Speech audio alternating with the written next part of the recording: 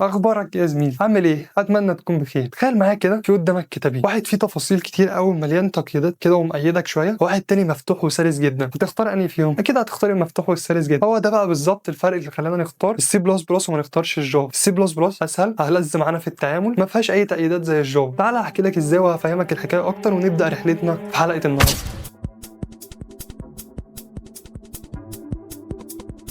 الجافا عندنا معلم عامله زي تعويذه طويله محتاج تقولها عشان خاطر تشتغل، تحتاج تقول كلام كتير كده، مش مجرد كلمتين وخلاص. هو الكود بتاع الجافا كده بالظبط، كلامه كتير وتقيل ومحتاج تقعد تحفظ حاجات كتير عشان خاطر تكتبه. يعني ابسط برنامج وابسط كود جوه الجافا بتحتاج تكتب فيه كلام كتير عشان خاطر يتنفذ. عامله بالظبط كده زي لما تبقى محتاج تنفذ تعويذه معينه، بس محتاج مثلا تحفظ صفحه كتاب كامله عشان خاطر تعرف تقول التعويذه دي. فالحوار مش سهل ومش لذيذ ومش لطيف نهائي. السي بلس بلس بقى عامله زي الجافا بالظبط، نفس القوه بتاعتها، بس مع فرق ان هي ابسط، اوضح، اسهل في التعامل. من الاخر كده لغه ألذ بكتير. كمان تعرف تتعلم فيها الاساسيات اللي انت محتاجها، من الفانكشن لللوبس للاري، كل الاساسيات اللي انت عايزها. كمان فيها الاوبجكت اورينتد بروجرامنج اللي هي بتقسم معانا الكود بتاعنا لحبه مقاطع، فيبقى الكود بتاعنا منظم اكتر واسلس في التعامل معاه. هي من الاخر كده سي بلس بلس نفس قوه الجافا، بس مع ان هي ابسط واوضح وسهلت علينا الدنيا اكتر. ليه بقى السي بلس بلس ابدا بيها الاول؟ عشان خاطر هي هتديك بالانس كده ما بين السهوله والقوه. هي فيها نفس القوه بتاعت الجافا، بس الكود بتاعها ابسط بكتير، اسهل في التعامل، ألذ في ان انا اتعامل معاه. انما انت لو بدات بالجافا تحس ان الحوار معقد، وهتحس انك ممكن تتقفل من اللغات بتاعت البرمجه عامه وما تكملش تعليم. فانت لما هتبدا بالسي بلس بلس هتلاقي الدنيا يعتبر سهله. بعد كده لما تيجي تخش على الجافا بالحاجات الاصعب بتاعتها هتبقى محتاج تزود شويه معلومات، مش محتاج تبدا من الاول خالص ومن الصفر.